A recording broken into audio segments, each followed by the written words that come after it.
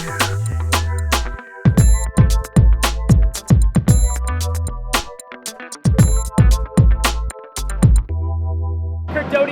with Mark Perret of the Grid Book.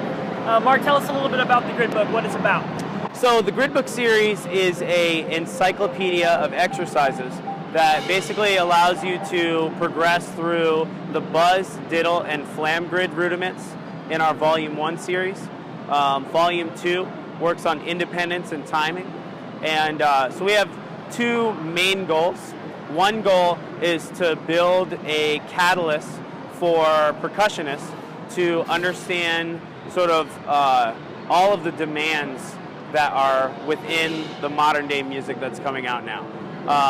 So John Lovera, who's the other co-author of the Grid Book series, and myself both taught at the same high school, and something that would happen is we would give out music, and A, the kids are not good at sight reading, and B, they didn't understand how to play things that weren't like right on the downbeat. And so we were like, okay, gridding has been around forever, so we did not invent that at all, but we were like, you know, go online and find a publication on gridding, because it's a thing, it exists, we don't want to spend time, like just, you know, go research that on your own. And they came back and was like, that doesn't exist. So, yeah, we looked around, there's little snippets here and there about the grid, but there isn't any like large resource of gridding. And we love using like the George Lawrence Stone stick control book, and it was like, I wish there was a gridding book that had that kind of format that allowed you to go through each partial and work on everything, so whatever demand comes your way, you're ready for it. And so then John and I started writing grids here and there, and it got to the point where we had so many that we made little packets. And of course my mom is like, you guys got to sell this book. Like, you guys got to sell it. So we were like, okay. We made the book. We actually went out to PASIC. It was our first year out in 2012 when it was in Austin, and the response was amazing. So, you know, that was the first thing. The second thing is now we're 4 years in as a company, and I think our main goal is really just to be an addition to percussion education at large.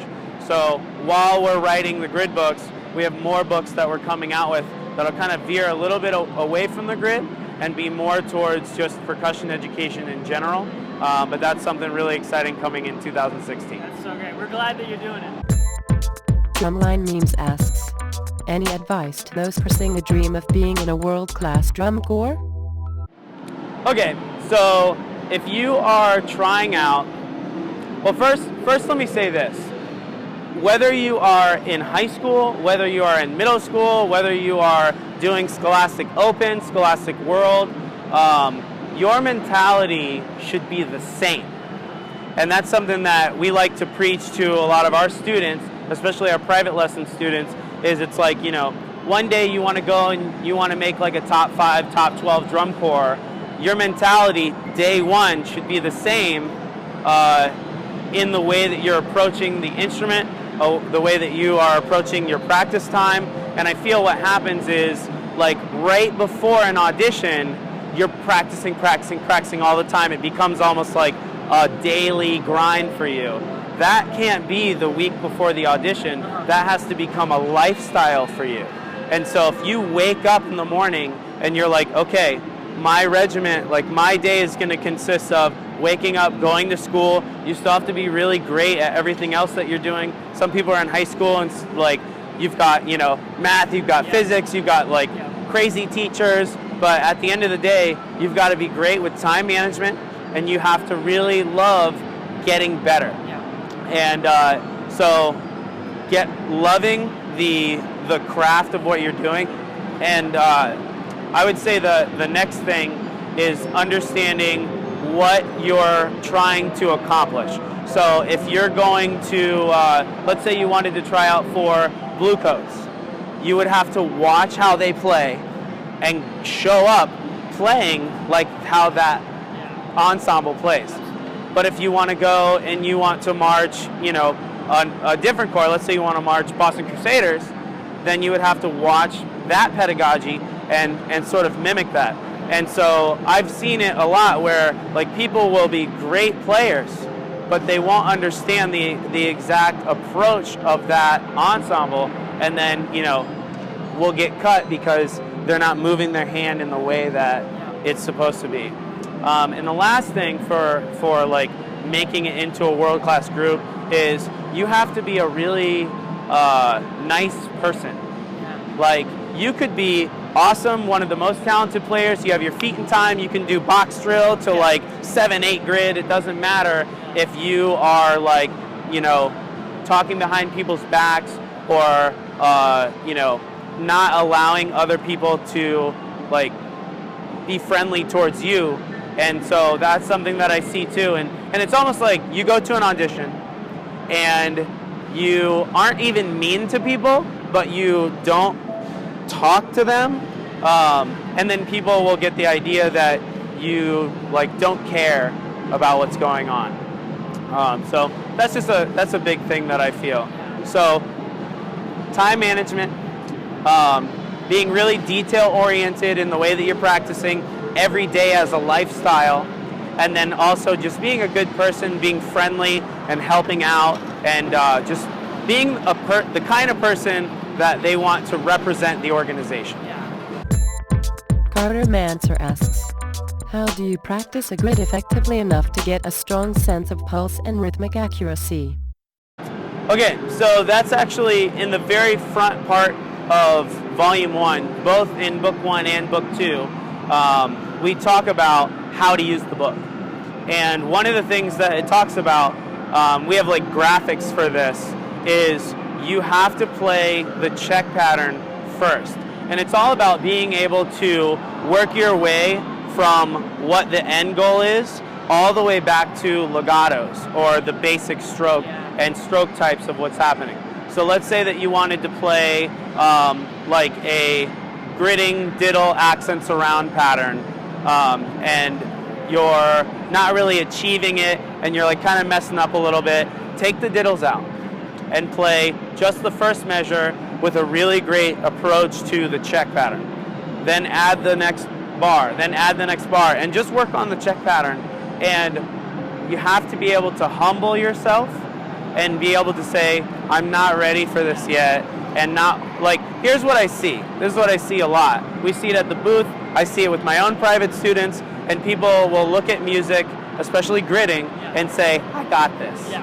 And they'll play it with bad technique, and the heights are all over the place, and then it's like, how can you ever expect to play clean with another person if you're not like slowing it down and really doing the check pattern correctly and then adding the embellishments? And so just to like fully answer that question directly is you've got to play the check pattern first, really solid, and then when you add the embellishment, whether it's a buzz, diddle, flam, sticking, whatever, the check pattern cannot change.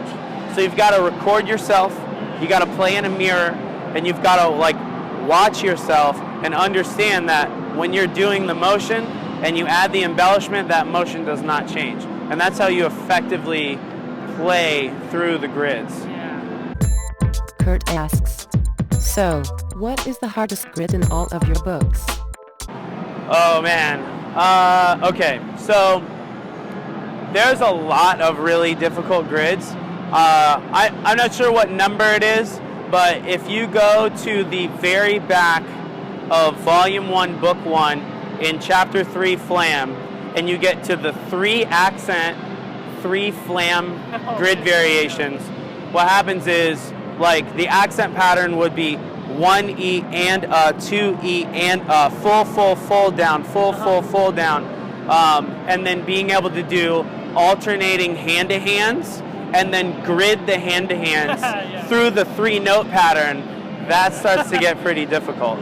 So, you know, you do it at a slow tempo, and that works sort of like an orchestral hand, and you can really work on your grace note spacing, and you take it at like 50 beats per minute.